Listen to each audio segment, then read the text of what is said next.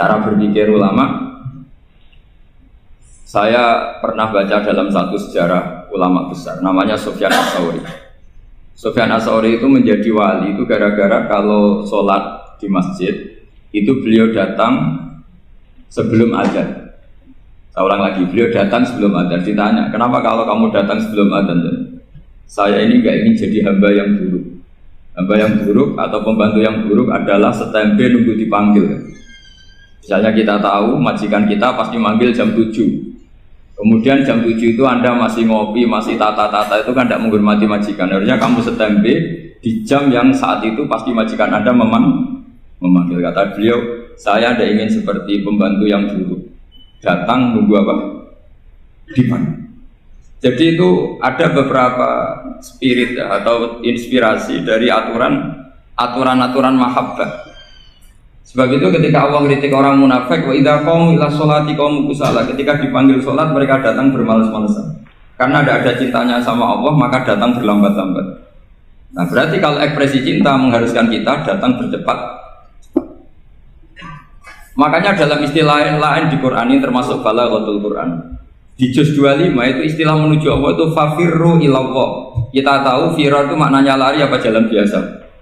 Lari. Jadi untuk mengekspresikan mahabbah kita, kangen kita pada Allah, cara bahasa Arab isyak kita, berontok kita sama Allah, tidak diistilahkan jalan tapi fafirru ilallah, harus bergegas berlari. Begitu seterusnya. Maka kalau ada orang Islam, terus ini konsekuensi hukum. Ada non-muslim minta, Pak Bah, saya tolong ajarkan syahadat. Nggak boleh saya bilang gini, monggo ke dalam dulu. Padahal perjalanan ke rumah saya misalnya setengah jam, nggak boleh. Saat itu meskipun sambil berdiri-diri, harus kita tauhidkan. Kamu yakinnya Allah itu satu, Tuhan Allah. Harus. Karena kalau ada perjalanan ke rumah 5 menit, terus dia kecelakaan, belum syahadat, statusnya mati apa? Kafir. Dan kita ikut terlibat, karena sebetulnya bisa mengislamkan saat itu juga. Analoginya kayak tadi loh. Orang kecelakaan di jalan karena kita pakai celana pendek, nonton sirian ya, saya tak pakai baju dulu. Habis itu dilides truk. Itu kan kita ikut salah karena kita yang punya kesempatan. Tentu yang disalahkan yang punya kesempatan. Karena merubah status dari potensi kelides truk menjadi sama sekali gak potensi kelides truk dengan kita inggirkan, meskipun kita dalam keadaan tidak ideal. Sama, orang kafir yang mau masuk Islam itu umumnya kiai-kiai kan kadang sebagian disuruh mandi dulu, itu salah sebenarnya.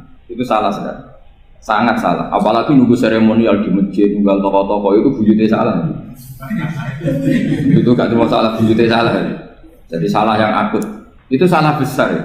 Kalau seremonial monggo, tapi kalau mengislamkannya harus saat apalagi seremonial seminggu lagi nunggu tokoh terkenal, nunggu di syuting dulu, wah itu perilaku so itu bukan mengislamkan itu. Makanya kita yang sebagai peneliti fikih itu kadang itu enggak serg gitu. Masa mau Islam nunggu di masjid dulu, di syuting dan tokoh-tokoh itu salah. Itu sama dia kamu lihat orang kecelakaan mau menyelamatkan, ada wartawan enggak? Minta di syuting dulu sedang mati ini. Jadi kita normal saja dalam Islam, sesuatu yang mendesak, yang emergensi ya perlakuannya harus cepat. Sehingga dibabkan faslun fil musaroah ila nusifid fitin. Jadi ada beberapa contoh di Quran memang aturannya seperti ini. Makanya semua redaksi Quran tentang menuju Allah diredakseno fafirru. Makanya di tawaf ada ekspresi romal, jalan agak cepat. Di sa'i juga ada momen-momen kita harus romal, berjalan cepat. Di beberapa aturan juga seperti itu. Ya saya ulang lagi, di beberapa aturan Islam juga seperti itu. Nah sekarang efek di hukum haji. Kita banyak baca literatur haji. Haji dalam aturan Islam itu wujuban tarofian, wajib yang tidak langsung mendesak. Kemudian semenjak ada fakta kita harus nunggu, daftar tunggu. Itu kita sebagai ahli fikih itu gampang. Misalnya gini, saya umur 20 punya uang, sekarang berapa daftar? 25 juta ya. Saya umur 20 punya uang 25 juta. Saya jomblo misalnya, ya butuh nikah, ya butuh macam-macam. Itu wajib daftar haji apa enggak? Karena kalaupun daftar nunggu 20 tahun. 20 tahun kan asumsi umum masih umur 40 masih hidup lah kira-kira sebenarnya. Nah sekarang kalau ada orang umur 50 tahun punya uang 25 juta, menurut Anda wajib daftar saat itu apa enggak? Wong daftar saja bisa game gitu. Dan kalau misalnya umur 50 ditambah 25 kan 75. Itu kalau orang sumpah sudah cepat mati itu. Maka itu menjadi pertanyaan, apakah fikih ini kita rubah? Karena dulu kan orang itu longgar semua.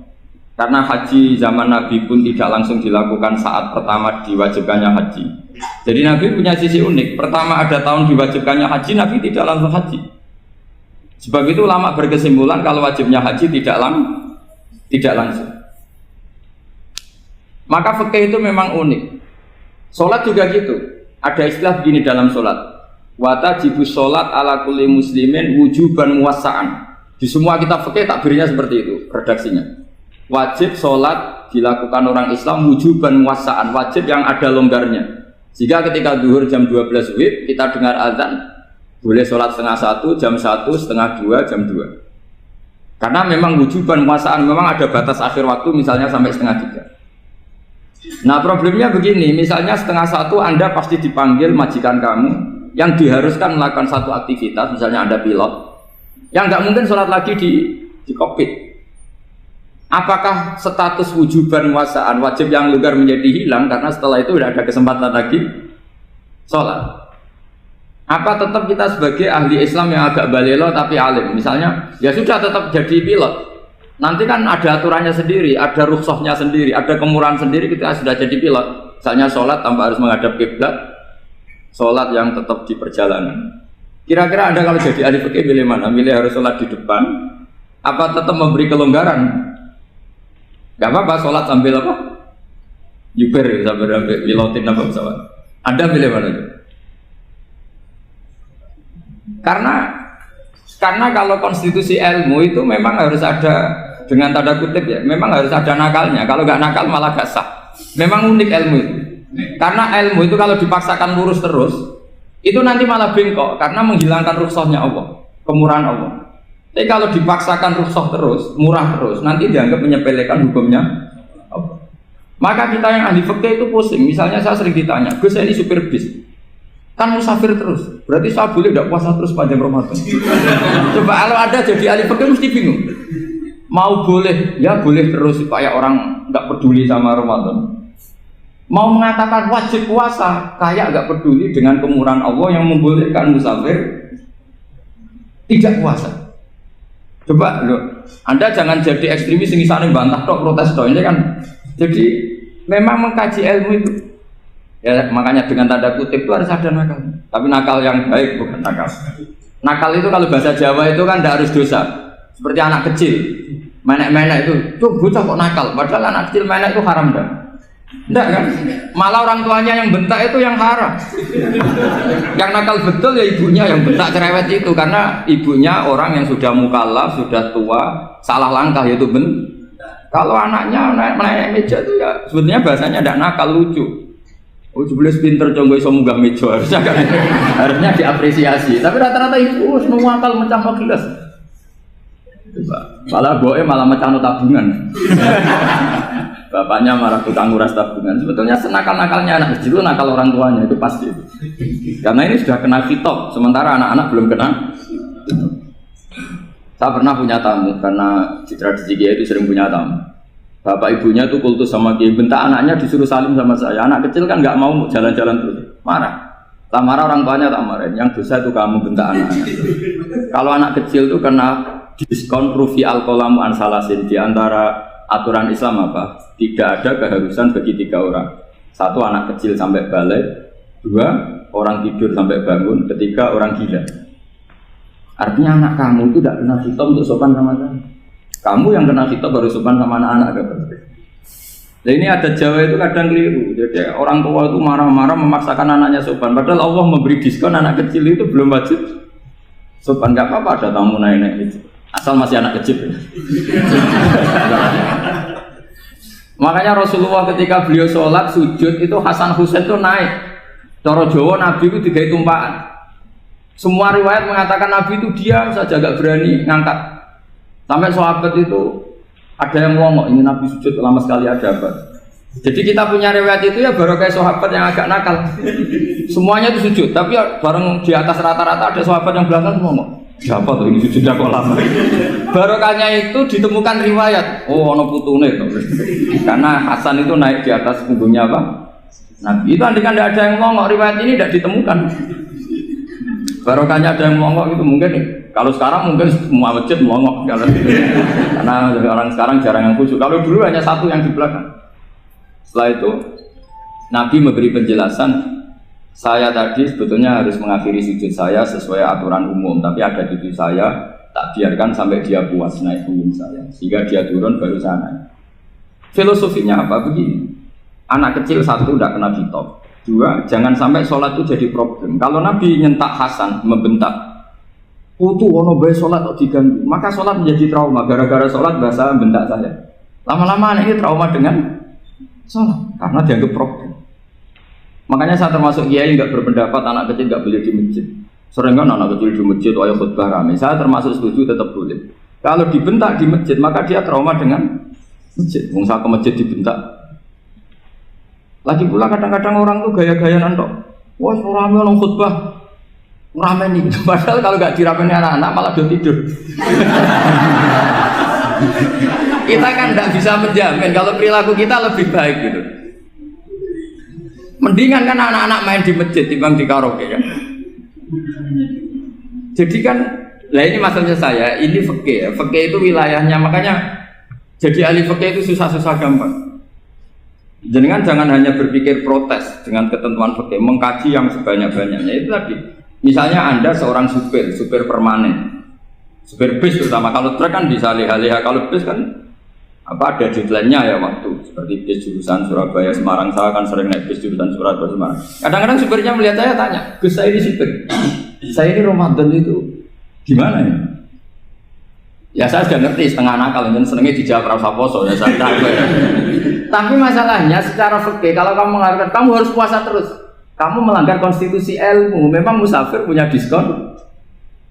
Boleh? Tidak puasa. Pertanyaannya, bayarnya kapan? Wong Syawal ya nyupir lagi, Dzulqa'dah nyupir lagi, nanti sampai Ramadan ya.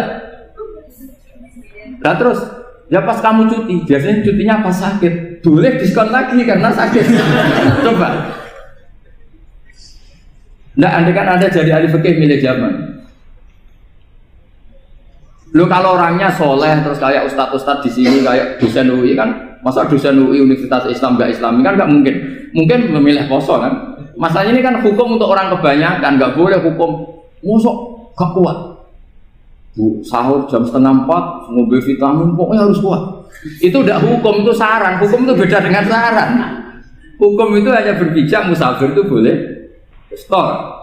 Kalau saran memang boleh, ya usahakan kamu makan 3:30 pas fit, bir. Terus kalau nyumpir selesai jam 10, nanti istirahat. Memangnya majikan bisa ngatur jamnya? Itu fikih. Maka menjadi perdebatan, yang namanya pergi itu apa? Menurut Imam Syafi'i, pergi itu ya dari rumahnya ke tempat yang asing, yang tidak wilayahnya namanya pergi. Menurut Imam Ahmad bin Hanbal enggak. Pergi itu tidak kerja. Jadi orang yang supir yang seperti itu namanya tidak pergi tapi kerja. Tanyakan ke publik, misalnya jenengan ke UI, istri kamu atau suami kamu ditanya, istri kamu kemana? Kira-kira jawabnya bilang pergi jalan-jalan apa bilang kerja? Kerja. Makanya kata Imam Ahmad bin Hanbal, mudi mustafar atau orang yang berprofesi, yang profesinya memang harus pergi kayak traveling atau supir, maka itu namanya tidak pergi, namanya itu kerja. Karena apa? Sekali distatuskan pergi, maka ikut status yang dikatakan Allah dan Rasul, dapat diskon, boleh tidak puasa. Maka terus kita debat tentang definisi. Nah, definisi ini penting karena yang menjadikan hukum rubah itu definisi. Misalnya gini, Mbak ini ngaji saya. Statusnya kalau pakai status saya ajnabi, orang lain Bapak ajnabiyah, maka hukumnya saya melihat Bapak ini haram karena statusnya ajnabi melihat ajnabiyah yang tidak mahram. Tapi kalau di fikih itu ada statusnya. Di antara lelaki boleh muwajahah sama perempuan adalah satu untuk belajar, 2 untuk muamalah, 3 untuk kesaksian, 4 untuk pengobatan. Itu kan ada pengecualian. Sehingga statusnya sekarang Mbak itu belajar apa ingin melihat Gus Bah atau Gus Bah itu mengajar atau ingin melihat itu statusnya bisa rubah ya. Makanya kalau sebetulnya kalau kita marung di warung misalnya Padang, kita nggak pilah-pilah, kebetulan pelayannya perempuan itu masih bisa dikhilaf secara fikih. Saya muamalah marung, cuma kebetulan penjaganya. Tapi masalahnya Pak ini punya daftar penjaga yang cantik, yang masalah. Maka pertanyaannya itu marung ke situ demi marung, apa demi melihat? Tidak jawab saja. Demi marung apa demi melihat? Kalau demi marung supaya kenyang, penjaga yang sangar-sangar juga banyak. Akhirnya kalau demi makan, penjaga yang cowok kan banyak. Kalau demi melihat, berarti yang dihitung kan niatnya. Berarti karena muamalah apa karena melihat? Melihat. Itu status. Jadi makanya kalau mudi musafar itu namanya orang pergi atau orang kerja? Orang kerja. Maka menurut pikirannya Imam Ahmad bin Hambal seperti itu harus puasa. Karena dia adalah pekerja, bukan musafir. Lalu dalam masalah jumlah 3 hari misalnya. Kalau dalam fikih kita, nggak saya kenapa ngomong fikih terus ya, karena banyak yang melupakan fikih. Jenengan pergi haji, zaman Nabi haji itu jamak dan qashar terus. Padahal hajinya Nabi itu, haji itu minimal kan berapa hari minimal itu? 9, 10, 11, 12. Sebenarnya haji itu minimal hanya 4 hari. Karena 13 Dzulhijjah bisa nafar apa? Awal. Kalau nafar awal berarti nggak ada kewajiban nafar sani. Berarti yang wajib betul kan tanggal 9 untuk di Arafah, terus 10 biasanya ifadah sama balang jumroh apa? Akobah, terus 11, 12 itu kan sudah boleh cabut karena apa? Nafar apa? Awal. Berarti nggak usah nafar apa? Sani. Berarti hanya berapa? 4. Tapi Nabi haji di Mekah Medina itu sampai 40 hari karena perjalanan. Pertanyaannya ketika Nabi menjamak dan mengqashar itu cara Imam Syafi'i lis safar. Karena Nabi orang Medina datang ke Mekah dengan jarak 460 kilo, maka Nabi boleh jamak dan qashar. Jadi pikiran Imam Syafi'i jamaknya Nabi itu lis safar karena pergi. Cara pikiran Imam Malik enggak, jawabnya Nabi itu lin nusuk. Nabi menjamak sholat itu karena melakukan ibadah haji. Efeknya adalah orang Mekah kalau haji itu cara Imam Malik meskipun jaraknya dekat boleh apa? Boleh apa? Qashar, boleh jamak qashar. Lalu terus ada pertanyaan fikih lagi. Lalu jamak qashar itu karena pergi apa karena masyaqqah? Karena repot. Coba kalau sampean kira-kira jawab. Misalnya kita orang kaya bawa uang 1 miliar naiknya Alphard, ada supirnya, ada ajudannya. Pergi di jarak 100 kilo. Masyaqqahnya kan tidak ada sama sekali, apalagi di tol kebetulan nggak macet. Kira-kira boleh jamak nggak? Boleh terus karena pergi, tapi kan nggak ada repotnya sama sekali. Dibanding misalnya yang ngebis bawa beras 1 pintal gitu kan, udah gitu suruhan orang lagi kan pusing. Maka fikih ini untuk memberi hukum itu kalau fikih itu menstatuskan dulu. Ini orang boleh jamak itu karena masyaqqah apa karena safar. Lalu kalau setelah karena safar itu karena jaraknya apa tingkat masyaqqahnya. Kalau karena jaraknya ya tidak juga. Tidak juga gini maksudnya. Mungkin Anda tidak pernah terpikir begini. Kalau saya mau ke Jakarta, kemudian sampai Purworejo itu sudah waktu zuhur. Saya boleh nggak zuhur di situ sama saya? Boleh kan? Padahal perjalanan saya belum capek. Hanya nunggu boleh jamak itu setelah kita menempuh jarak itu apa menuju, sedang menuju dan niat. Sedang menuju dan niat. Misalnya saya mau ke Jakarta, saya orang Sleman mau ke Jakarta, itu sampai mana itu Magelang itu sudah boleh jamak kan? Boleh nggak? Boleh karena saya mau ke.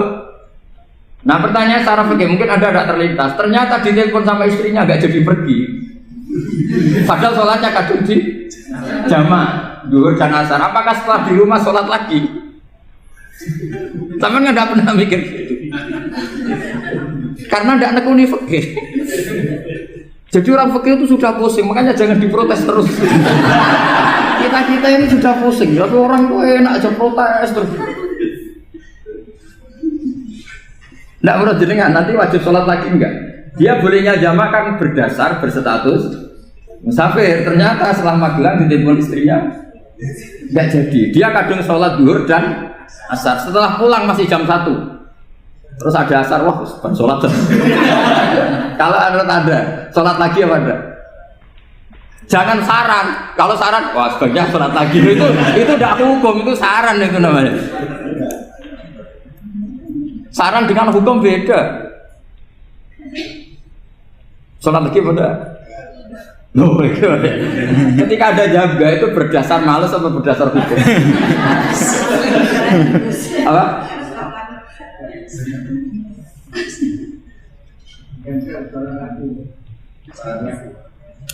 Nah kalau Anda sholat lagi, pertanyaannya gini, Allah itu tidak punya tradisi mewajibkan 2 kali. Pertanyaan fikihnya mesti gitu. Dan saat Anda di Magelang menjamak itu melakukan sesuatu yang disahkan oleh agama. Berarti pas Anda jamak zuhur asar, sesuatu pas melakukan itu kan berstatus sah dan boleh. Meskipun setelah itu ada masalah, istri kamu nelpon terus pulang. Tapi pas itu kan sudah dinyatakan oleh malaikat sah, Anda sudah zuhur dan asar. Kalau melihat itu tidak wajib mengulang. Tapi bisa saja malaikat ada yang usil. Itu sah karena Anda berstatus musafir. Berhubung status Anda hilang, maka poin Anda sudah sholat juga hilang. Kamu milih fikih yang mana?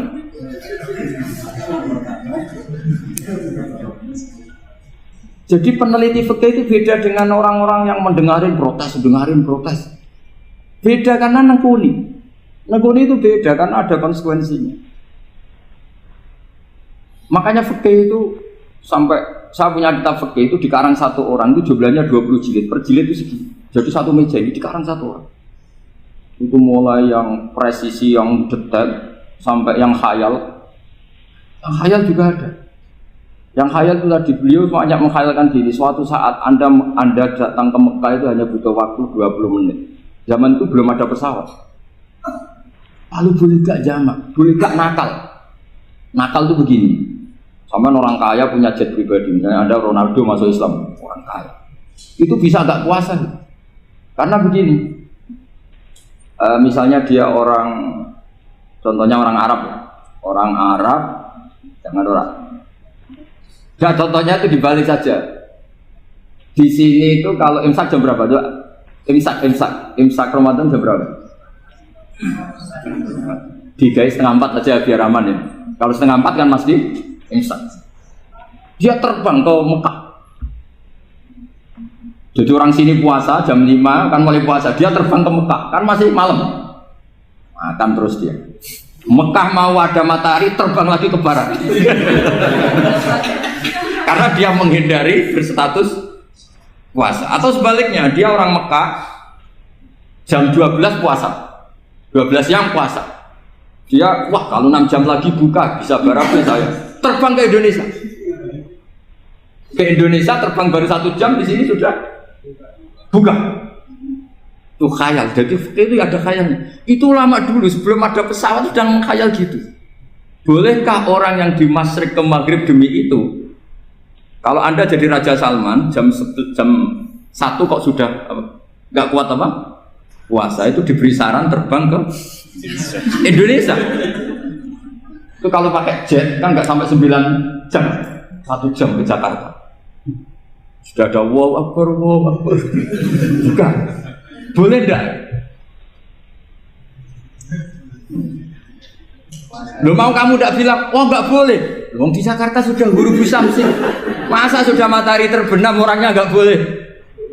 Bukan. Lah ya. Apa? Kalau resikonya gini, sampean mungkin nggak mikir. Resikonya gini, kalau dia berstatus musafir, bolehnya buka karena musafir. Pertanyaannya dia wajib bayar. Kan musafir bolehnya kodok nanti harus bayar. Tapi kalau dia buka normal kan tidak harus bayar. Beda, efek pakainya beda.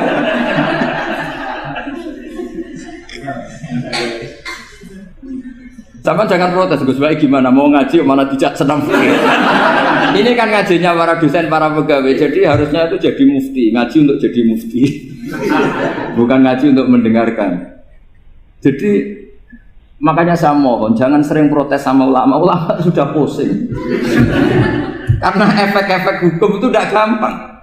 Kayak tadi misalnya, kalau dia boleh buka atas nama musafir, resikonya wajib bayar. Masalahnya Raja Salman ini mau ndak gitu. Dia inginnya. Maka pertanyaannya itu kitab yang milik saya tadi yang 20 jilid tadi.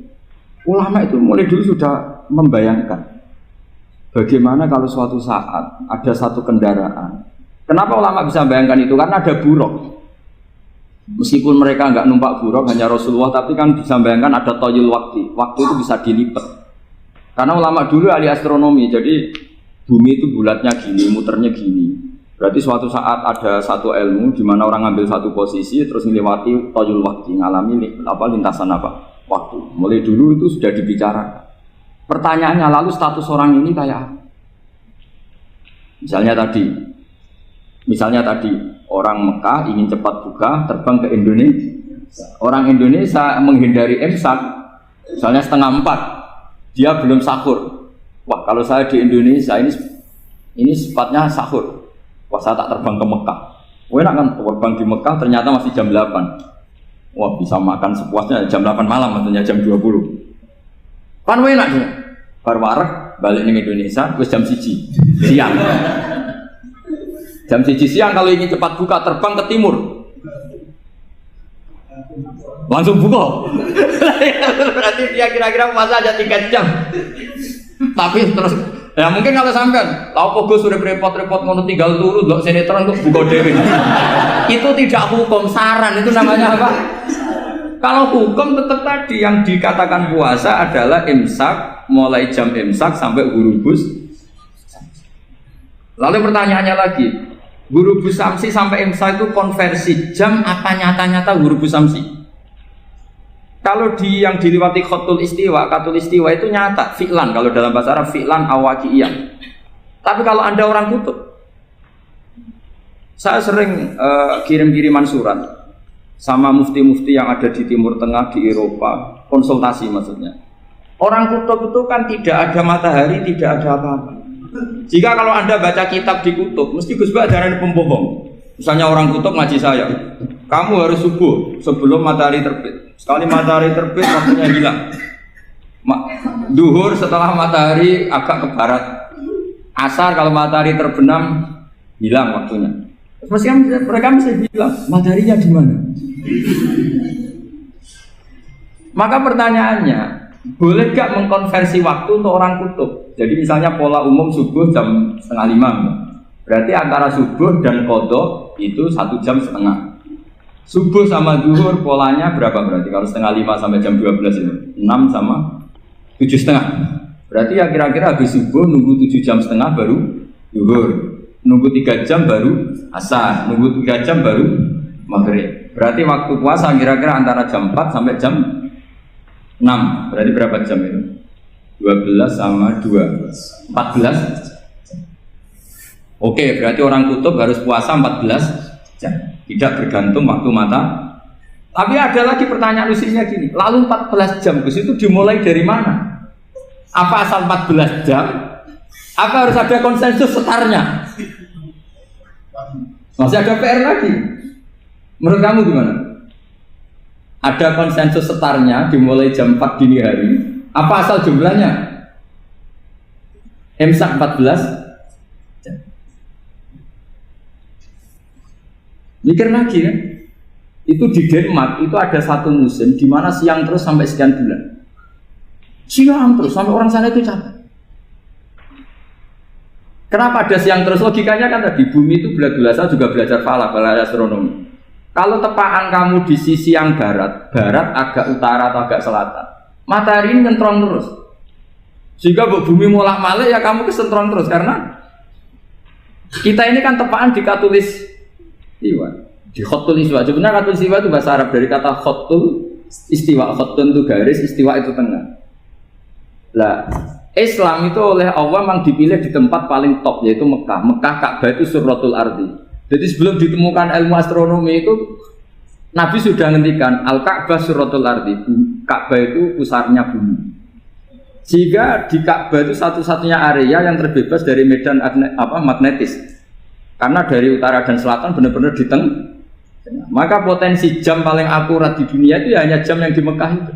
Karena apapun akuratnya teknologi di Amerika atau Jerman, karena jam itu dari logam tetap ketarik medan magnetis, entah berapa 00, tetap kena. Misalnya jam di Jerman lebih dekat mana kalau Jerman? Mesti ketarik medan magnetis, entah berapa kadarnya, karena materi jam dari logam. Sementara di Mekah karena di tengah itu terbebas dari medan magnetis. Nah, sehingga yang segaris dengan Mekah kayak Indonesia itu semuanya khotul istiwa. Nah kalau khotul istiwa normal itu artinya ya 12 siang secara umum ya 12. Sehingga ulama Indonesia kalau ngaji itu lebih gampang, lebih tidak dianggap bohong. Karena ya ada terbitnya matahari, ada zawalus syamsi, ada hurubus syamsi. Coba kalau kitab itu Anda baca di kutub utara sama kutub selatan, murid kamu bingung semua. Ini gimana Ustadz, tidak ada matahari kok semuanya diukur pakai matahari. Lalu pertanyaannya dikonversi kan? Pertanyaannya kalau dikonversi pakai apa? Asal 14 jam, apa harus sepakat dimulai jam berapa? Milih mana? Milih sepakat. Pertanyaannya kalau sepakat, ukurannya siapa yang jadi ahlul halli wal aqdi?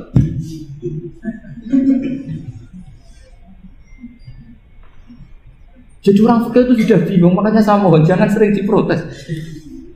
Saya pernah ketemu ulama, saya kan sering ikut komunitas di New York, itu andekan dibur, itu pas persis Ka'bah. Di buminya itu kalau dibur itu pas persis Ka'bah. Lalu pertanyaannya, ada kiblat tidak di sana? Ya bumi kan gini ya. Kalau dalam bahasa falak itu ada rubuk namanya. Rubuk itu bumi yang sewaktu itu hanya yang seperempat.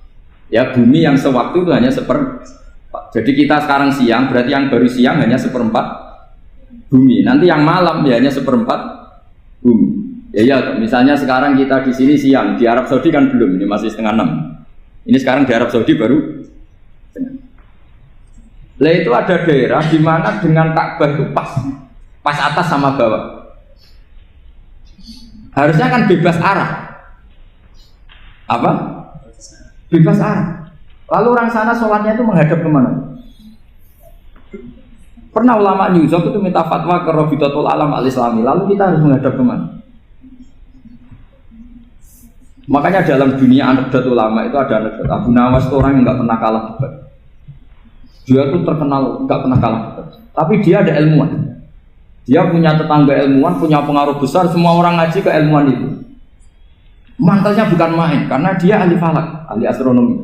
Mau nandingi dia tidak bisa, gak nandingi itu reputasinya jatuh. Orang itu berteori kalau bumi itu bulat-bulat. Kalau kamu jalan ke sini, maka akan ke titik yang suatu saat si profesor ini kemalingan, terus minta tolong Abu Nawas rumah saya kemalingan. Terus lari kemana malingnya? Ke timur.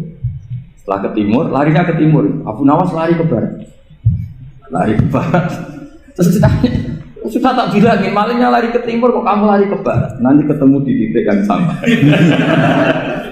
Sebenarnya itu profesornya makal. Oh kamu nyindir. Artinya Abu Nawas gak terima teori anda itu gak bisa. Secara keilmuan benar, tapi secara faktual gak boleh. Berarti kalau ada orang ngejar istrinya lari ke timur, dia harus tetap ke barat, nanti ketemu di titik yang sama. Jadi malingnya tuh lari ke timur, Abu Nawas ngejar ke barat. Ketika ditanya profesornya, saya bilangin malingnya tuh lari ke timur, kenapa ada ke barat? Kata anda kan nanti ketemu di titik sama, karena bumi bulat. Nah pertanyaannya gini, lalu kalau yang segaris itu ada arah enggak? Kayak New York tadi. Menurut kamu tetap berkiblat apa enggak usah? Loh kalau yang rubuk jelas. Loh gitu, kalau rubuk begini loh, misalnya begini, terus kamu di sini sama sini kan masih ada arah, tapi kalau sini sama sini masih butuh kiblat. Lalu sama tidak usah protes, orang fikih sudah pusing, tidak usah diprotes, karena yang dipikir itu macam-macam.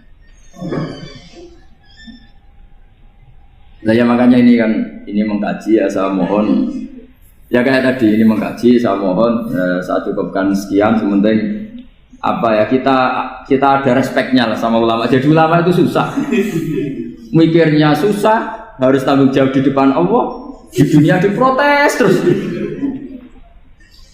Ya saya kira demikian. Assalamualaikum warahmatullahi wabarakatuh.